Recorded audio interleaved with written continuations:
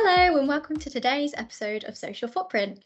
My name's Jasneet and we're joined with Professor Mark Thompson to discuss the digital first approach. So hi Mark, it's great to have you here today virtually. Hi, Jasny. Thank you very much. It's a great honour to be on. Thank you. Perfect. So just to start with, just a little bit about yourself would be great. Yeah, sure. So, gosh, I think I've probably had sort of two or three careers. I'm a professor in digital economy at University of Exeter Business School.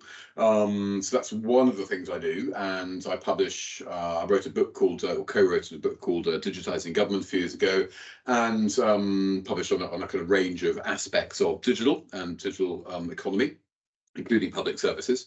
The second thing I did was I co-owned and ran a group called Methods Group, and we were a 3D organizations, data science company, digital transformation company, a Microsoft organization that provided a range of professional services to public sector. That was sold last year, so I have a bit more free time on my hands these days. And the third thing I've done over the years is a few kind of pro bono policy roles. So I did a couple of policy stints in the Cabinet Office, and I was advisor on Digital Scottish Government, and I used to sit on the board of Tech UK, the UK Technology Trade Association, for a number of years, and various things like that. I chair the National Digital Conference, and so those sorts of three things really: sort of academic, practitioner, and from time to time kind of policy wonk, and trying to kind of blend all three of them. And the only way I've really survived is to kind of play everyone off against everyone else, so no one knows what I'm actually doing at any one time. Oh wow. So yeah, it sounds like your knowledge is really kind of all encompassing within kind of Well, I across don't know about sectors, I should say. that. But yeah, definitely across sectors. So I mean, the digital first approach, we're living in the postmodern society that we're in, really digitizing everything that we do. It's, informing a lot in terms of our work life, social life, entertainment. I mean, for you, what is the digital first approach in terms of defining it then? Right. So I think this is an absolutely crucial question to start off with, because most organizations, I'm afraid, mistake digitalizing or transforming digital first with just digitizing. So digitizing, the easy thing, is just shoving your stuff online, right? Taking your existing processes and services and just making them automated and a bit more efficient, without really thinking about redesigning them. And digital first, or digitalizing, or transformation, all three of them are sort of are interchangeable in that sense, is actually about saying, you know what, how can we use new and emerging digital technologies to really rethink the entire service, again, around our customers, and regardless of public, private, or third sector, wherever you are, it's really, unless you're properly challenging yourself and rethinking those services around your customers, all you're really doing, I'm afraid, is automating. You're just digitizing. And the problem, I think, is that many organizations kind of pretend to be transforming and digitalizing and doing digital first, when actually what they're really doing is just automating, because it's a bit easier. Yeah. So for me, some of the ways to spot if you're actually digitalizing, some of the clues, if you like, are: it's fast. So we interact with customers very fast, right? So, digitalizing is all, of course, about sharing data, using the internet and modern digital technology to pivot and organize ourselves very quickly around user and customer needs. So it's going to be mobile first. Yeah, it's not going to be laptop and desktop based. It's going to be handily kind of interaction on people's mobiles. It's going to react very fast to what customers are saying about us, often in real time. It's going to be configuring services at the convenience of our customers, rather than, if you like, the traditional sort of bureaucratic silos that often organizations are historically organized around. And that can be really, really difficult, right? I mean, it is very, very difficult for organizations that grew up, their people, processes, and technologies in these kinds of silos. And you can see why they're in silos, because they grew up before the internet arrived, before that shared plumbing enabled us to join up. And so, of course, you get this historical inertia where people are used to working in silos, and often they don't really want to share data, and they don't really want to change around customers. So there is, I think, an element of challenge about, digital first. It doesn't come easily, because to get there, to kind of, if you like, to kind of shiver and reconfigure around our customers, we've really got to challenge a lot of the ways, the traditional, often quite cozy and comfortable ways of doing things that we've built up over the years. And that's why it's often such a challenge to achieve. No, no, that's really interesting. I like actually the historical inertia you mentioned there, and how, yeah, we see obviously as the next stage of kind of the evolutionary process of maybe doing business and things, but we forget that there are infrastructures already in place, like you said, which maybe have to be, redeveloped, or, just to still suit the audience that they're there for. So that's really, yeah, really interesting. Well, So absolutely. Oh, sorry. don't worry at all. No, please go ahead. Well, so I was just going to just mention the example, and I think it's you're talking about history, and of course history is all being made now. Still in the middle of history, and things are evolving very, very quickly. The example of housing and social housing, because if you think about it, digitalization and digital first has transformed, famously everything from newspapers. They used to be sort of broadsheets, and now they're sort of full of advertising and recruitment and all sorts of stuff, all the way through to retail or travel, or why would we think that it wouldn't transform ultimately the way that housing is provided in the UK as well, and eventually it probably will. So if you look at the kind of, I think it's something like 1,800 social housing organisations. Again, quite a lot of those you might consider are silos, right? Because often they might have separate marketing departments and sort of back office, customer service, finance, and quite a lot of those functions. If you had no, if it was no holds barred and there was no cost to doing what you wanted to do, you might just be able to run quite a lot of that in a kind of digital first way from a kind of digital platform, actually. And possibly were you to do that, that would free up a whole lot of people and energy and precious budget to actually spend on customers rather than that back end infrastructure. So I think one of the interesting observations about digital first is, of course, it's a kind of, there are two sides to it. Number one is, of course, configuring again around our customers and with those benefits that we talked about a bit earlier. But that's often impossible to do unless you're also consolidating and sharing data across some of those back-end silos as well, both within, let's say, social housing organisations, but you could apply that to any sector, but also between them as well, right? And we can now share data and standardise, a lot of activities that our customers don't really care too much about in the back office. They don't ask too many questions about, what CRM we're running, or any more than you ask too many questions about probably in a car. If you're buying a new car, who made I often say, who made the wire that connects the speedometer with the engine? Doesn't really matter, does it? And increasingly, I believe we could consume these things like Netflix. So I think there's two dimensions to digital first. Again, one is joining up around the customer, but I think we also really need to tackle that joining up and challenging of some of those legacy silos and join that up and share data there as well. And I'm really pleased. I think it looks as if there are some wonderful green shoots of attempts across the sector to come together in consortia and start to share some of that data, which would be really, really amazing if that starts to happen. Yeah, no, definitely. It sounds, promising kind of from that end and part of your sentence there. I mean, in terms of the kind of the dual faceted challenge then that you mentioned, how, looking at it from maybe like more of a social lens then, how does kind of the digital first approach really impact maybe kind of end users and customers at the end of the tech? So that's also a great question. I think there's a good side and a bad side to this, right? And as I get older, and I've been doing this stuff for over 30 years now, one way or the other, I get more sort of soft political, small p political about it, because I think digital interactions are beginning to shape the world that we exist in. And even before AI, and now obviously, of course, everyone's talking about AI and the way in which embedded algorithms start to affect life chances without us even realizing, whether we get a bank loan, whether we even get pre-selected for a job interview. Probably the way that we're assessed for social housing, right? And a lot of these are kind of unaccountable.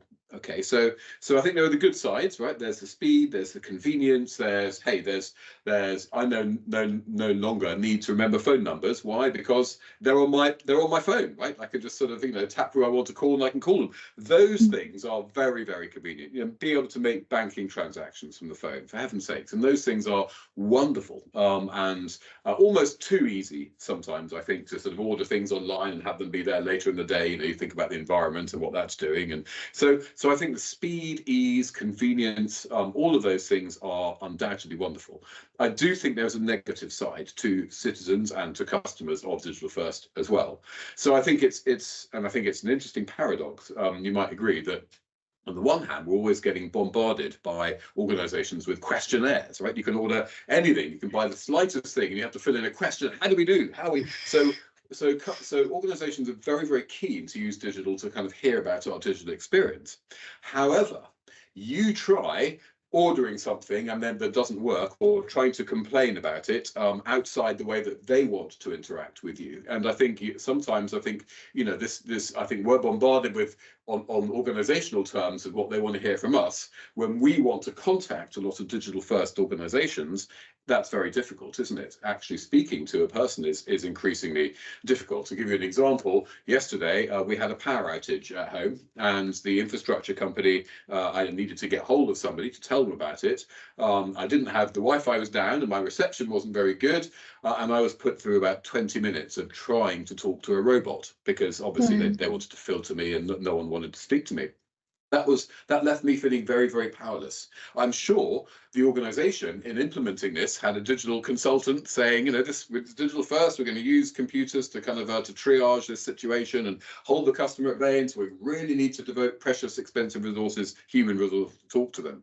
So I think we need to be much more vigilant. I think sometimes we're a little bit complacent in society about letting these things wash over us, right? The notion that somebody out there will make sure that we're regulated properly, to make sure there's proper data regulation, proper AI regulation, but also, of course, that communication with organizations is accountable and two-way. And I think, you know, the signals are, we've just discussed a couple of examples, that it's not, it's going the other way. So I do think, you know, there's a huge amount to grasp onto, that's incredibly empowering about digital first for customers. But I think if we're going to have the kind of digital first society and public services that we all want, I think individual citizens need to be prepared to get involved in some of those struggles a little bit more, because I think at the moment we're probably a little bit passive in that regard. Okay, yeah, I guess that that inclusion, that engagement, that involvement of citizens is really crucial. I mean, you know, off the top of my head, there's about, I think, 13 million people who struggle to actually engage with digital devices. They don't have the digital capabilities, and so obviously a digital first approach for them is something that they can't engage with, and it might mean that there isn't enough investment in the more traditional communication methods or other more you know, channels as such. So what would you say then, you know, based on the challenges that you've just kind of elaborated on, what would you say businesses and organizations can do then to help kind of bridge the digital divide, get people to engage with, you know, the digital first approach, without kind of sacrificing kind of efficiency for customers as well? So it's a great question. I think I would almost answer it in a different way. I'm not sure that we should all be we should be gently encouraged maybe to go digital first, but there's been a phrase around, certainly in public services, for 10, 15 years now, which is the digitally unwilling or unable. You know, so unable is one cohort of people, but maybe some people are just unwilling to engage digitally. And the question is, to what extent, because of course, from organizational perspective, the more digitally they can engage with each of us, the more cheaply that can happen, and the easier it is to collect structured data about those engagements. So organizations are obviously very keen to funnel us down digital first approaches, not only for our own benefit, but there's a clear financial benefit to organizations in doing that.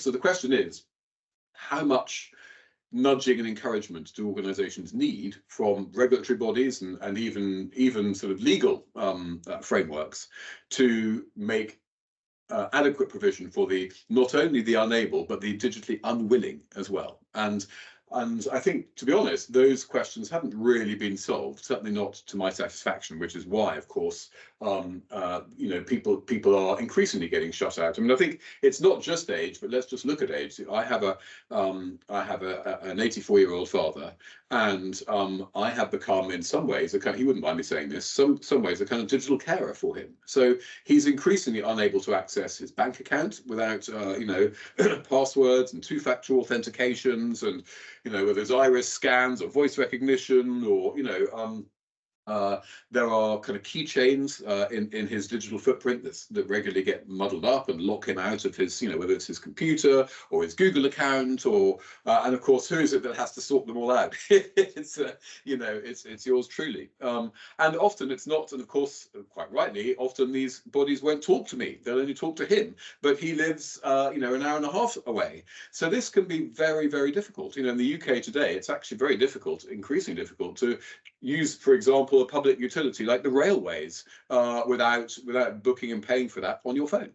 So I do think that I don't know any sort of glib solutions to this. Personally, again, with my kind of continuing my theme of kind of small p political engagement, I think all of us need to advocate for greater regulatory and potential legal frameworks which encourage, shall we say, in inverted commas, organisations, sure, to seek efficiencies from nudging us down the digital first approach, but also say that, look, if for whatever reason there are cohorts of people who are unwilling or unable, then actually maybe some of that cross subsidy needs to go to support those face-to-face interactions. And I think there's no shying away from it, really. I mean, we can all be offered incentives, slightly cheaper goods and services if we interact digitally, but again, that is a way that organizations often do encourage us as consumers to interact with them digitally. I don't necessarily support that, right? I would actually prefer to see an environment where again there was cross subsidy from the digital channel to the online channel for those who would prefer it. So I guess there's no straight answer to this one. It depends where you sit. It depends politically, with a little p, I guess, where you sit on this. Should it be up to organisations effectively to cash in on the benefits, the undoubted economic benefits of forcing us all down digital routes, even if we're unwilling? Or should there be some kind of restraining framework that forces some sort of cross subsidy? And personally, I would believe in the latter. But it's something I think we all need to get involved in. Yeah, that's a really nice statement as well. That for us to, all get involved in and engaged in. I mean, you've touched on it already a bit, obviously, with the face-to-face kind of channels that organizations should have as well. And then I was just, it would be interesting to hear maybe an expansion on that. So maybe how businesses can kind of reconcile adopting a digital first approach and having that as an option, or digital channels as an option, but also reconciling it with kind of that human interactiveness as well. How might an organization approach kind of that? So I think there's a sort of macro and a micro perspective to this, because of course the macro perspective, and I alluded to it a little bit earlier, is this need to join up, in organizations. And in fact, that's a micro as well. So for example, we need to be neutral in our organization in terms of our customer service records, whether or not the interaction we have with a customer happens to be via a digital channel or a face-to-face channel. So without kind of proper, data schemas and kind of the ability to share and consolidate data effectively, that becomes difficult, right? And the two become very, very hard, the online and the offline channels, to reconcile organizationally.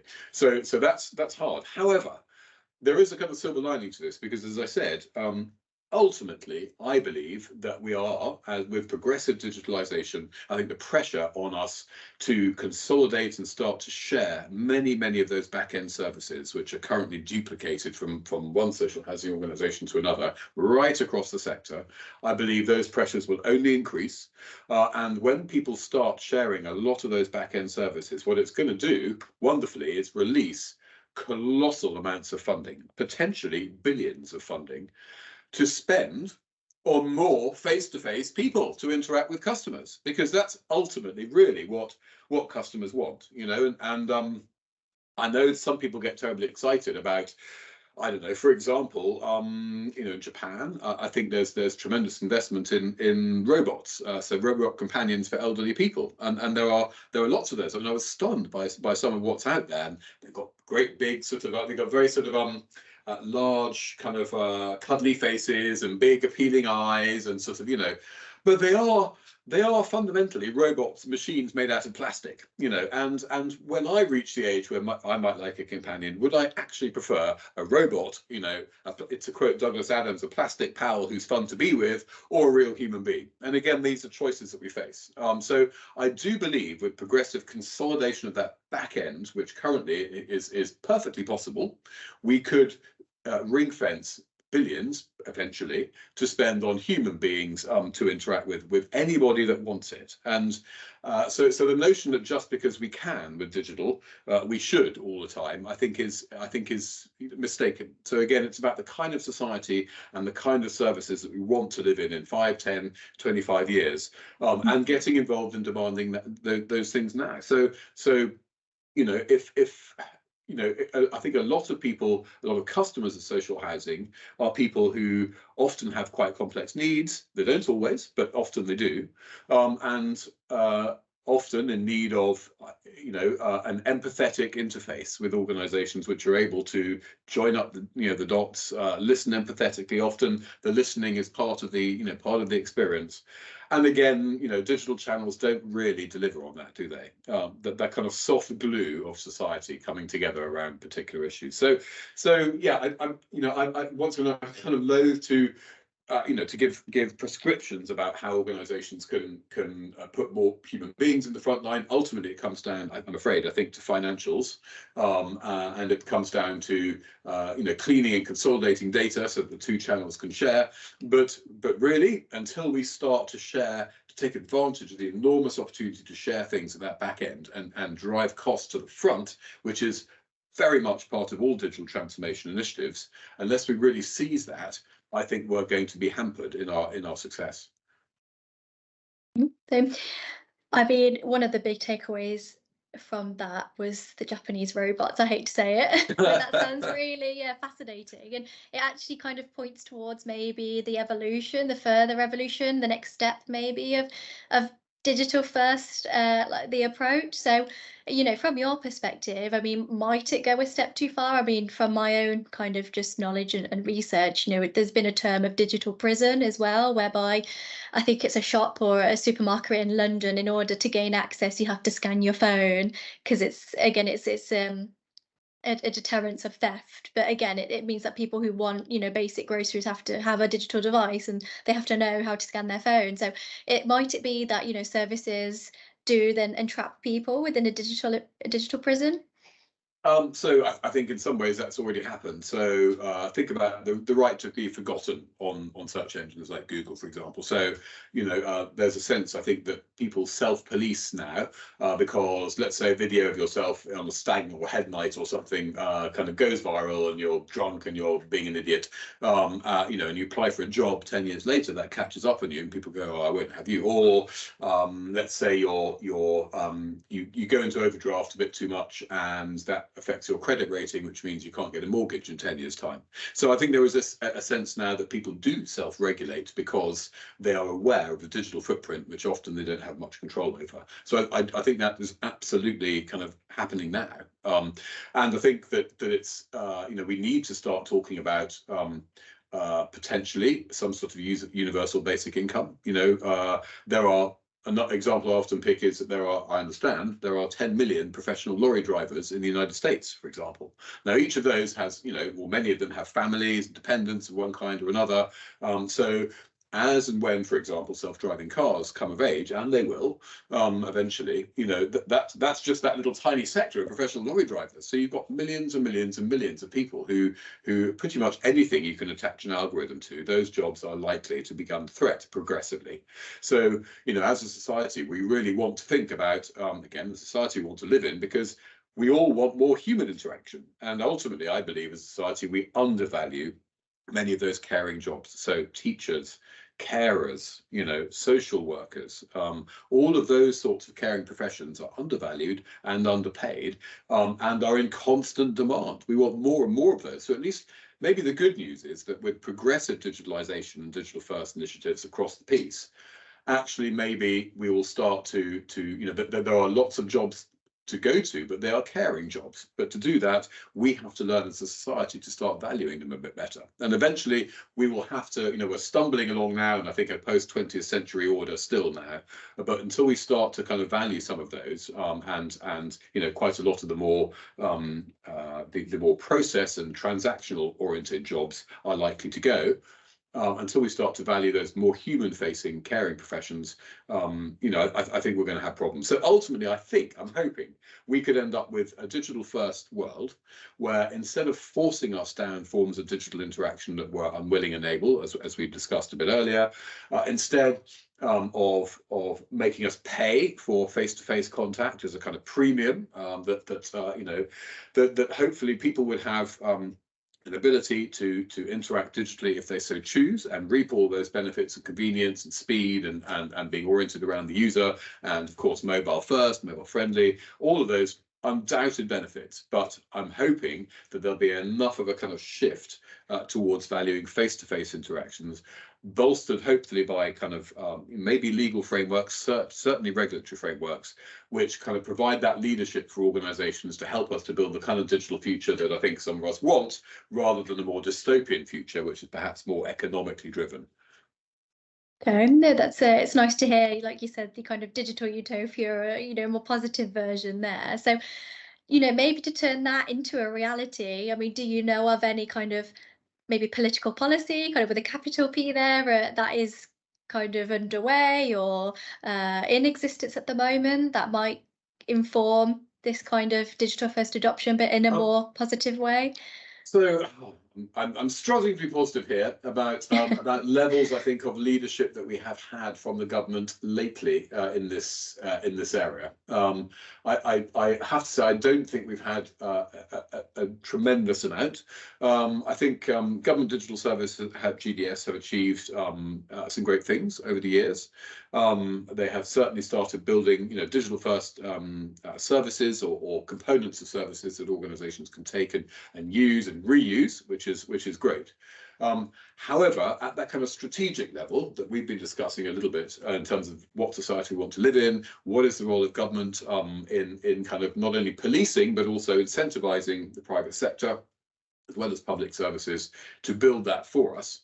I think there has been not enough debate at all, and I don't think there's been enough debate among society either, which is why I think discussions like this are kind of very helpful. Maybe in, there might be one or two people scratch their heads and go, yeah, you know what, I read the papers every day, and I kind of I talk about how public services can be better, or how, I don't know, debate the defence budget at the moment, or all of these issues. But do we really kind of think about, where are the lines of demarcation in terms of the digital future that we're building at the moment? And I would say they're probably not particularly well drawn out. I'd recommend, I think the Tony Blair Institute regularly comes up with quite sensible proposals and ideas about digital first and public services. So they're worth checking out. And some of their reports, I think their reports are free, widely available. So I would kind of go there as an initial stop. But I'm just hoping that whoever it is that wins the next election, maybe is a kind of time for a bit of a clean start, and looking a little bit more at this. I'm hoping also that, of course, for example, I'm chairing the Public Sector Innovation Conference next month in March, and there we're looking in London for a whole day at AI and the public sector, and kind of use cases of AI across public services, both for good and bad, and what we can learn. And I'm hoping as AI starts to kind of in a kind of capillary-like way start moving across our public services, that more people become aware of the ways in which some of this is starting to get baked into, as we mentioned a bit earlier, the services themselves in ways that we don't always understand. And that's both an opportunity. Of course, it's an opportunity to generate huge efficiencies. The idea that the state knows who you are and the issue you've got, and the issue that you want to talk to them about, even when you pick up the phone. That's great. That's AI for you. That's very convenient. That's more digital first. That's really good. But the notion, again, I think it's been a recurrent theme throughout this conversation, that there is potentially not exactly a dark side, that sounds too dramatic, but a negative side to some of this, that may start to kind of get in place unless we agitate. I think that's very much there as well. Hey, thank you, Mark. I mean, that's a great place as well to maybe wrap up to today's discussion. But it's been really fascinating to talk to you about, all things digital first. The pros and cons of it, the challenges, as well as ways business can alleviate those challenges. So yeah, thank you so much for joining us on Social Footprint. Thanks very much, Leslie. It's been an honour. Thank you.